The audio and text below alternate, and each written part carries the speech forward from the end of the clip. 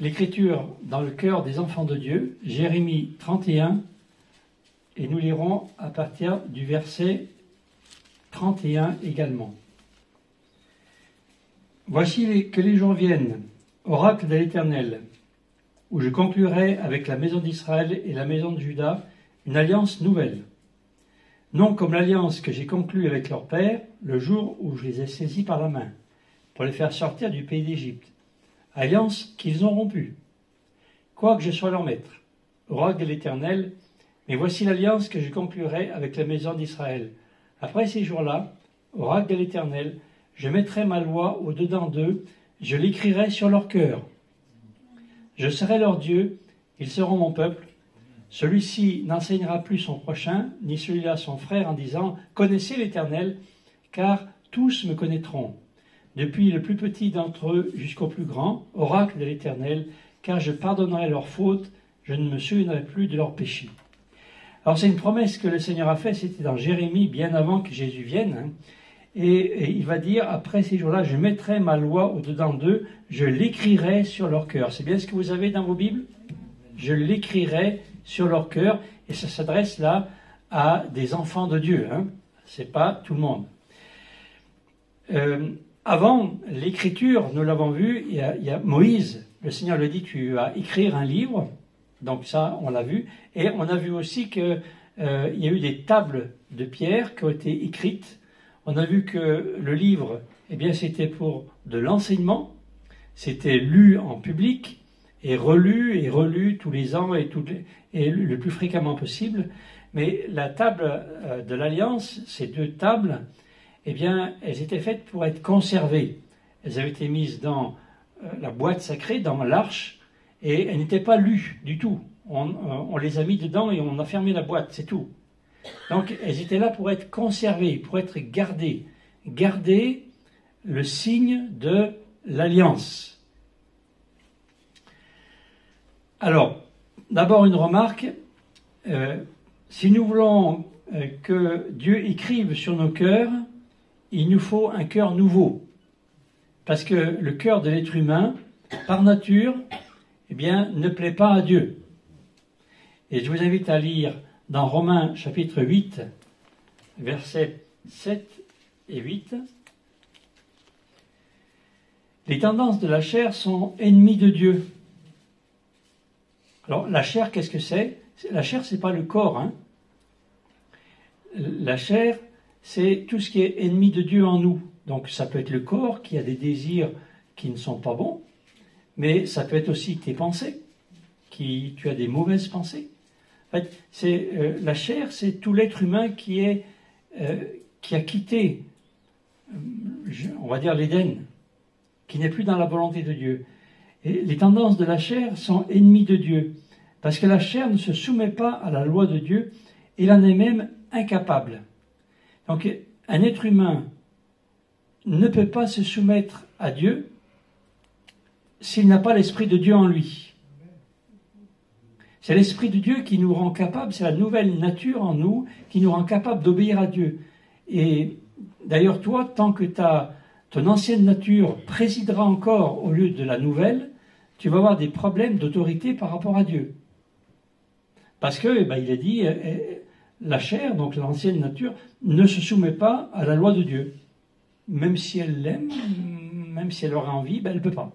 Parce que la rébellion, en fait, est la nature de la chair, de la vieille nature.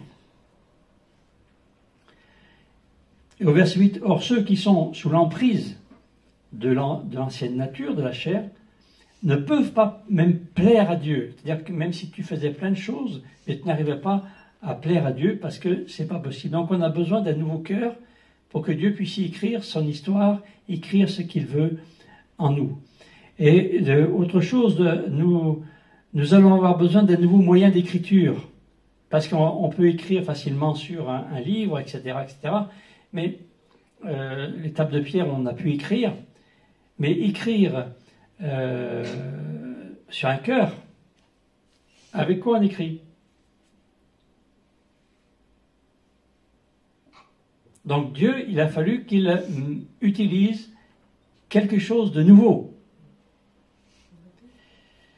Et c'était une demande depuis très longtemps, parce que dans Proverbes chapitre 3, mon fils ou ma fille, n'oublie pas mon enseignement, et que ton cœur garde mes commandements, car ils augmenteront la durée de tes jours. Entre parenthèses, honnêtement, je le crois, lire la parole de Dieu et se conformer à ce qu'elle dit augmente notre santé.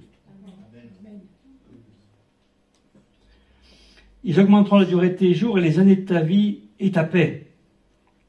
Les psychologues le disent. Si quelqu'un est croyant ou croyante, eh bien, même s'il peut avoir des dysfonctionnements, il sera mieux que quelqu'un qui ne l'est pas. Que la loyauté et la vérité ne t'abandonnent pas, lis-les à ton cou, écris-les sur les tables de ton cœur. Tu acquerras ainsi grâce et bon sens aux yeux de Dieu et des humains. Donc déjà là, on voyait, il disait « écris-les sur ton cœur ». Mais c'était compliqué à cette époque-là, puisque Jésus n'était pas venu. Alors une question, une nouvelle alliance. Jérémie 31, 31. Voici ce que je vais faire une nouvelle alliance avec mon peuple. Une alliance nouvelle, pourquoi ? On va revenir dans Jérémie 31, 31. Pourquoi fallait-il une nouvelle alliance ? Parce que cette alliance, l'ancienne, elle avait été rompue. Mais remarquez bien quelque chose, il n'est pas dit. Ça a été rompu par les deux. Les hommes ont rompu l'alliance, pas Dieu.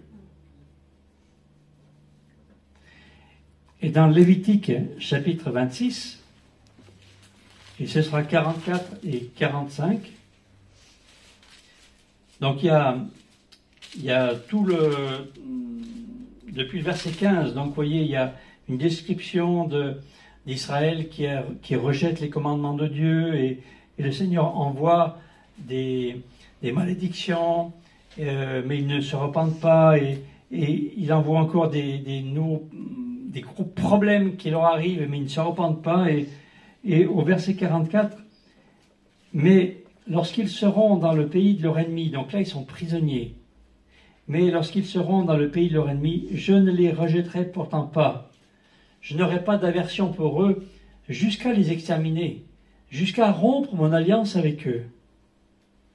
Car je suis l'Éternel, leur Dieu, je me souviendrai en leur faveur de l'alliance initiale par laquelle je les ai fait sortir du pays d'Égypte aux yeux des nations pour être leur Dieu, et je suis l'Éternel.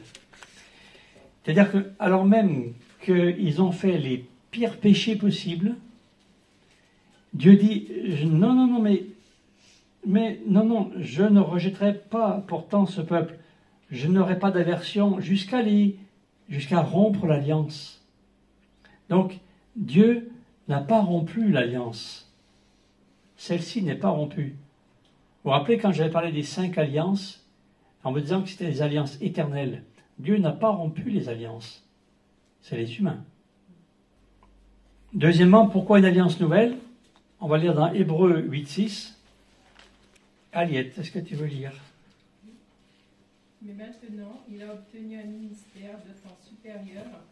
Il est le médiateur d'une alliance plus excellente qui a été établie sur de meilleures promesses. En effet, si la première alliance avait été sans défaut, il n'aurait pas été question de la remplacer par une seconde. Merci. C'est une alliance supérieure, une alliance meilleure. Dieu va donner une nouvelle alliance pour qu'il y ait une alliance meilleure. Meilleure pourquoi ? En quoi et pour qui ? On va aller un petit peu après, Hébreux 9. Et donc il est dit au verset 1, la première alliance avait elle aussi des ordonnances, etc. Et il y a la description de tout le culte. Et puis à partir du verset 6, tout cela ainsi disposé, les sacrificateurs entrent en tout temps dans la première partie du tabernacle, lorsqu'ils accomplissent les cérémonies du culte. Mais dans la seconde, seul le souverain sacrificateur pénètre une fois par an non sans y présenter du sang pour lui-même et pour les fautes du peuple. Le Saint-Esprit montrait par là que l'accès du Saint des Saints n'était pas encore ouvert tant que le premier tabernacle subsistait. C'est une figure pour le temps présent. Elle signifie que les dons et sacrifices présentés ne peuvent mener à la perfection sur le rapport de la conscience. Vous avez bien ça aussi? Qu'est-ce que vous avez les autres versions? Verset 9. La conscience. C'est un problème de conscience. Conscience humaine. Ce sont là des ordonnances charnelles relatives seulement à des aliments, des boissons et diverses ablutions, imposées jusqu'à un temps de réforme. Mais Christ est venu comme souverain sacrificateur des biens à venir. Il a traversé le tabernacle le plus grand et le plus parfait qui n'est pas construit par la main de l'homme, c'est-à-dire qui n'est pas de cette création. Il y est entré une fois pour toutes dans le sanctuaire, non avec le sang des boucs et des veaux, mais avec son propre sang. C'est ainsi qu'il nous a obtenu une rédemption éternelle. Car si le sang des boucs et des taureaux et la sang d'une génisse qu'on répand sur ceux qui sont souillés les sanctifient de manière à purifier la chair, combien plus le sang du Christ, qui par l'Esprit éternel s'est offert lui-même sans tache à Dieu, purifiera-t-il notre conscience des œuvres mortes pour que nous servions le Dieu vivant. Voilà pourquoi il est le médiateur d'une nouvelle alliance, afin qu'une mort ayant eu lieu pour le rachat des transgressions commises sous la première alliance, ceux qui sont appelés reçoivent la promesse de l'héritage éternel. Alors là, il y a beaucoup de choses qu'on pourrait partager, mais c'est une alliance meilleure, une alliance, cette nouvelle alliance, parce que l'alliance d'avant était limitée. On a vu le verset 6 au verset 8, il ne rentrait qu'une fois par an dans le lieu très saint. Combien de fois vous y entrez-vous? Tous les jours. Vous entrez dans le Saint des Saints tous les jours en Jésus. En Jésus, vous êtes dans la présence de Dieu, dans le Saint des Saints, et ce n'est plus un accès limité. Nous étions auparavant rendus justes devant Dieu d'une manière temporaire. Le sacrifice avait lieu, ça devait être tous les jours, tout le temps. Dans le temple, il y avait le sacrifice, mais il y avait un sacrifice du matin et un sacrifice du soir. Alors, il y avait ces deux sacrifices qui brûlaient, et qui brûlaient jusqu'à ce que ça s'éteigne. Mais ils gardaient une partie du feu pour que, on puisse toujours réallumer avec le même feu. Mais néanmoins, il fallait constamment que le sacrifice soit à nouveau renouvelé. Donc, on était rendu juste devant Dieu, mais que d'une manière temporaire. Le temps qu'il y avait le sacrifice, finalement. Alors que maintenant, Jésus s'est présenté une fois pour toutes avec son propre sang, et c'est fait pour une manière éternelle. Ce n'est plus du temporaire, c'est éternel. Voilà pourquoi c'est une alliance qui est meilleure. Et ce qui est intéressant, c'est que c'est la conscience des hommes. Au ciel, tu peux être déclaré juste. Mais dans ta conscience, est-ce que tu te sens juste? Quand tu as péché, tu as commis quelque chose et tu es repris dans ton cœur, tu demandes pardon. Et parfois, tu vas demander 20 fois pardon à Dieu. Vrai ou faux? Mais combien de fois il faut demander pardon à Dieu? Une fois suffit. Même au bout de 20 fois, dans ta conscience, tu ne te sens encore pas pardonné. Tu es pardonné au ciel. La première fois que tu as dit pardon, Seigneur, au nom de Jésus, je crois, je reçois le pardon par la foi, tu es pardonné immédiatement. Dans le ciel. Et donc, que ta volonté sur la terre soit faite comme dans le ciel. Le pardon a lieu dans le ciel, et moi je me débat encore avec ma conscience sur la terre. Je suis pardonné. Ça fait longtemps que je suis pardonné. Je me prends la tête avec un péché que j'ai commis qui était grave, mais j'ai demandé pardon. Dans ma tête, je ne me sens pas pardonné, dans ma conscience. Et nous nous traînons des casseroles, des gamelles, des choses que nous avons commises, qu'il ne fallait pas, qui étaient péchés, mais nous les traînons toujours sous la culpabilité, alors que ça fait longtemps que ça a été payé et que nous sommes pardonnés, parce que Jésus a payé pour nous, et parce que par la foi, nous avons demandé pardon et nous le croyons. Amen. Quand un animal était offert, au niveau de la conscience, c'était pas terrible. Parce qu'on offrait un animal, mais tout le monde sait que c'est pas équivalent. Offrir un animal à ma place, qui paye à ma place, mais on sait très bien que même l'animal le plus parfait qui soit, ça ne vaudra pas un être humain. Vous êtes d'accord? Donc quand l'Israélite il offrait l'animal, il accomplissait la loi, donc c'était payé devant Dieu, dans le ciel c'était payé, c'est pour ça que la loi, Paul va dire la loi était bonne, c'était payé devant Dieu, mais dans la conscience des gens, eh bien pas toujours. Et c'est terrible quand des enfants de Dieu nés en Jésus ne croient encore pas maintenant que nous ne faisons plus de sacrifice d'animaux, que le sacrifice de Jésus puisse ne pas forcément payer leurs péchés. Jésus a payé mon péché, il l'a payé entièrement, totalement et pour toujours. Amen. Comment le saisir? Par la foi. Notre cœur d'humain, quand on a péché, on se sent honteux. Et on demande pardon, et on redemande pardon, et on redemande pardon. Mais c'est payé. Vous imaginez quelqu'un qui sort du tribunal et il est acquitté. Il va repartir au tribunal pour être jugé. Et puis il repart 20 fois et il repart pour être jugé. Puis il dit, non, arrêtez. Oui, mais je ne suis pas sûr que ce soit payé. Je ne suis pas sûr de t'acquitter. Hein? Ben, t'es acquitté. Et je pense que c'est dommage de ne pas aller jusqu'à cet héritage éternel dont il est parlé. Pourquoi une alliance nouvelle? C'est parce que les souverains sacrificateurs, nous l'avons vu, eh bien, ils eux-mêmes étaient faillibles. Alors que notre sacrificateur à nous, Jésus, il n'est pas infaillible. Il est infaillible. Les souverains sacrificateurs habituels, eh bien, ils devaient d'abord commencer à demander pardon pour leurs propres péchés. C'est une alliance meilleure parce que celui qui offre le sacrifice n'a pas besoin de l'offrir pour lui-même.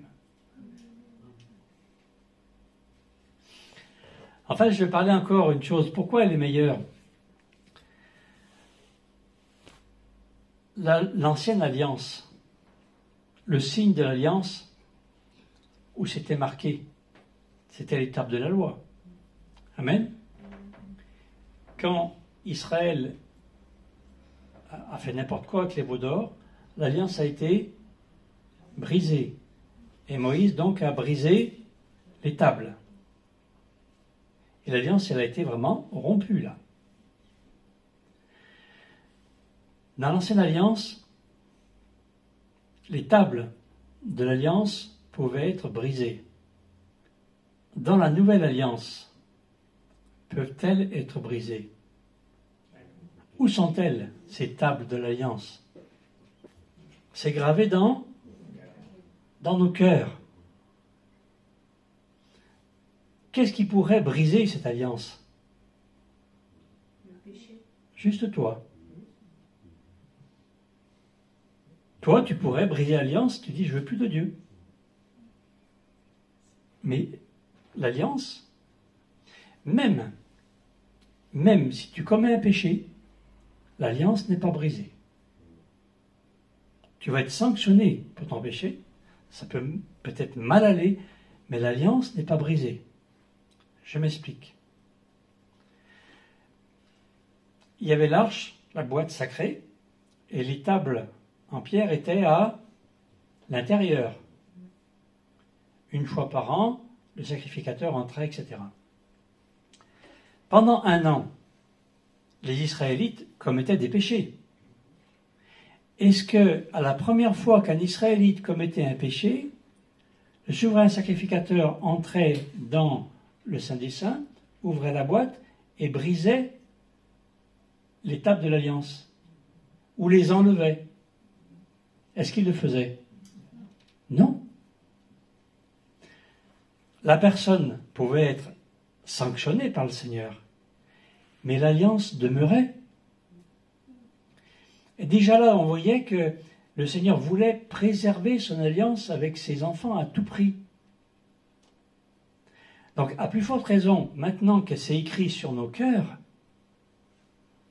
on risque encore moins de briser ces tablettes de pierre.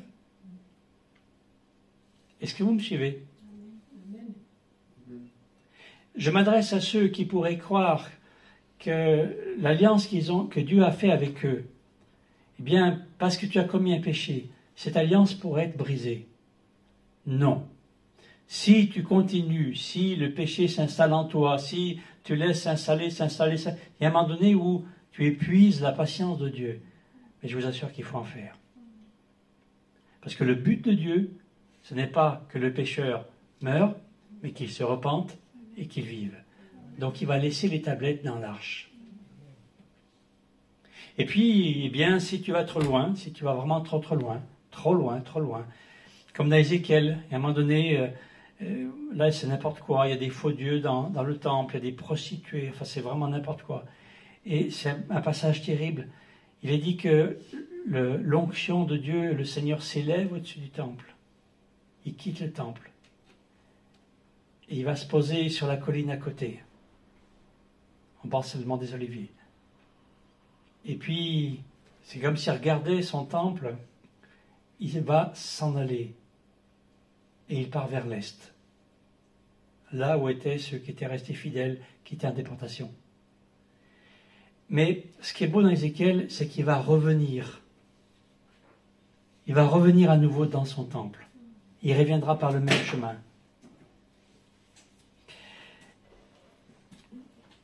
Si tu dépasses les bornes et les bornes et les bornes et les bornes, oui, peut-être que le Seigneur pourrait retirer son alliance. Plaise à Dieu que personne ici n'use le Seigneur au point que l'alliance soit retirée de ta vie. Mais sinon, autrement, sois en sécurité avec ton Seigneur. Mais c'est pas pour ça qu'il faut faire n'importe quoi. Parce que tu en subiras toutes les conséquences. Deutéronome 28, ton ennemi gagnera sur toi, tu seras dans la misère, etc., etc., etc., etc. Et c'est pas la peine d'avoir une vie aussi malheureuse. Vous avez compris? Pourquoi c'est important? Quel est le signe de l'alliance, mais de la nouvelle alliance, à votre avis?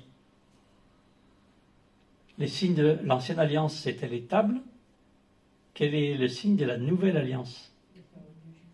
C'est la parole de Dieu, oui. L'Esprit de Dieu aussi, oui. La conscience, non, pas trop. Là, la croix. Ouais, la croix, c'est-à-dire le moment où Jésus est mort et ressuscité. Et on va aller voir dans Matthieu 12, 38.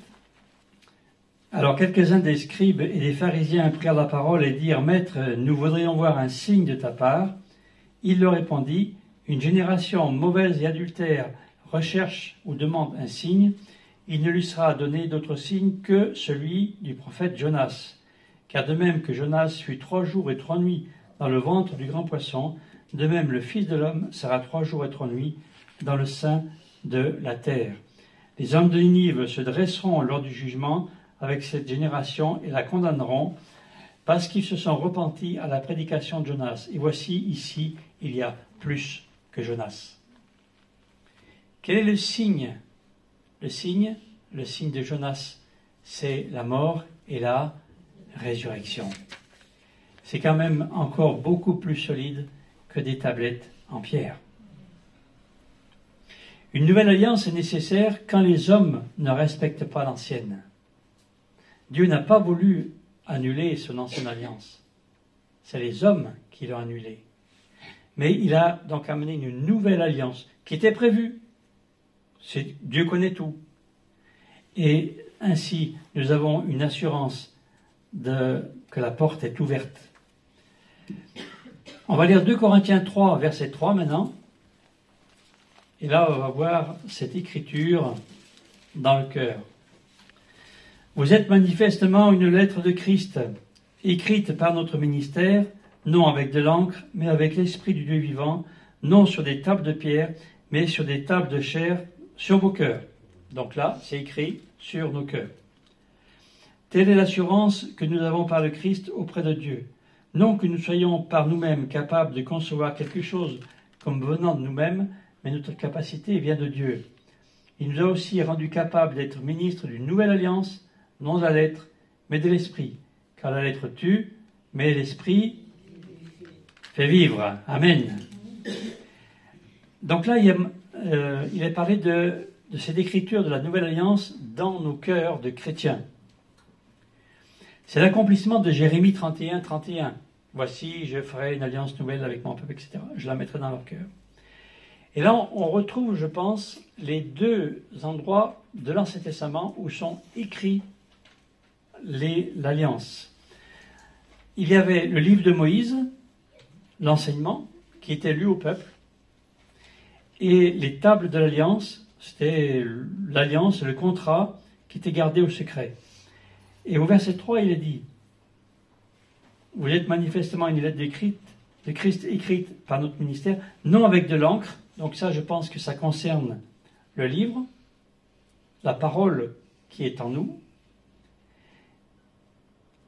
mais avec l'Esprit du vivant, et non sur des tables de pierre, mais sur des tables de chair sur vos cœurs. Et ça représente les tables de l'Alliance.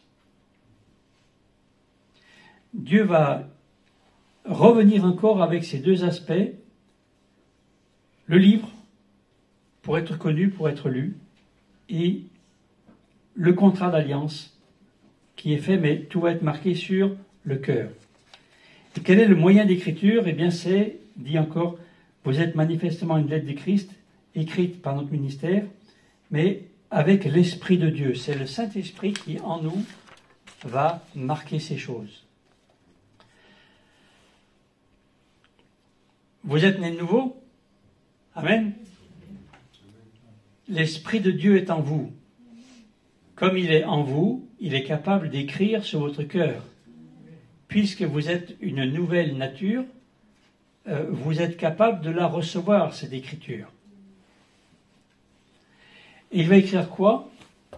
C'est ce que nous avons vu au verset 6, là, à la fin.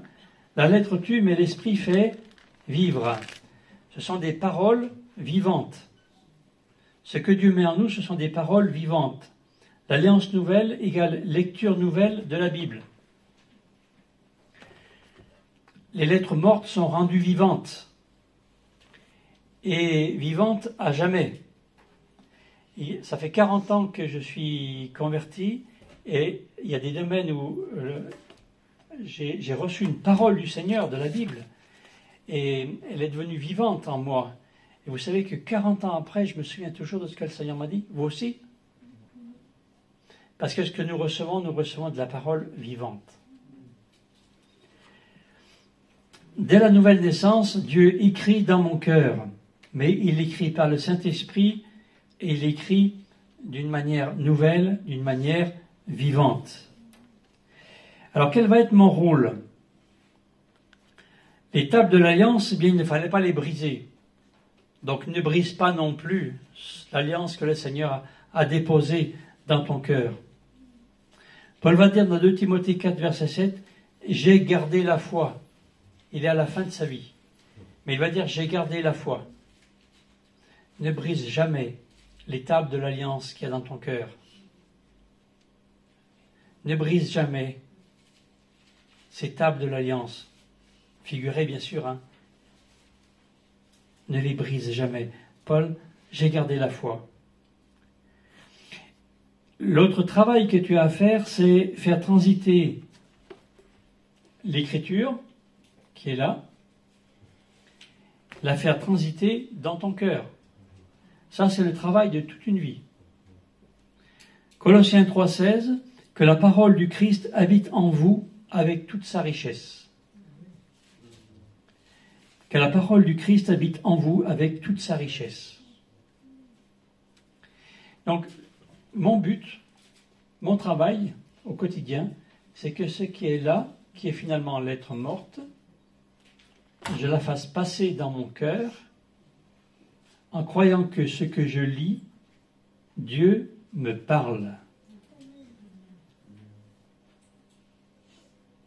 Dieu me parle. Et je reçois des mots, des phrases, de paroles vivantes.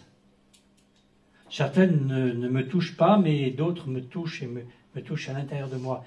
Et le but, c'est d'écrire, entre guillemets, dans mon cœur, ce qui est là. Vous ne vous êtes pas posé la question comment que ça se fait que Jésus est capable de citer l'Écriture alors qu'il est confronté à l'adversaire dans le désert.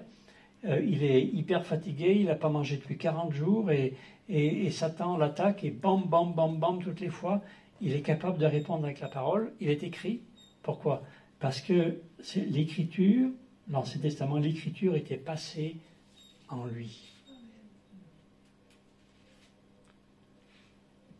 Si nous voulons pouvoir nous défendre l'épée de l'esprit, nous devons non pas l'avoir en lettres mortes sur un livre, téléphoner au pasteur, vous pouvez le faire, hein, téléphoner au pasteur en disant « qu'est-ce que tu ferais ?» Non, vous devez l'avoir en vous. Amen. Donc lecture personnelle, étude biblique, église, ministère, tout cela pour que nous puissions grandir et que la parole de Dieu habite en nous. C'est un travail pour toute ta vie. Dieu écrit sa parole dans ton cœur. Alors j'ai envie de dire, laisse-toi écrire. Est-ce que tu peux dire à ton voisin, laisse-toi écrire. Laisse-toi écrire. Il y a encore plein de pages blanches dans ton cœur. Hein. Le Seigneur a beaucoup de choses à mettre. Et vous allez être étonnés. Mais vraiment étonnés. Je pense que tous ceux qui, au fil des années, sont avec le Seigneur, on est épatés de voir ce que Dieu peut inscrire dans nos vies, dans nos cœurs. Et vous savez où elle est la richesse? La richesse, elle est là. Elle est dans les lieux célestes qui sont en moi. Et qu'au fil des années, eh bien, j'ai un trésor de plus en plus grand. Pas dans mon portefeuille, hein. Dans mon cœur. Je suis riche. Très riche. Terminons. Pourquoi Dieu écrit-il sa parole en toi? Pourquoi on écrit un livre? Pour qu'il soit lu. Pourquoi Dieu écrit-il sa parole en toi? Pour que tu sois lu. C'est ce que nous verrons la semaine prochaine. Amen.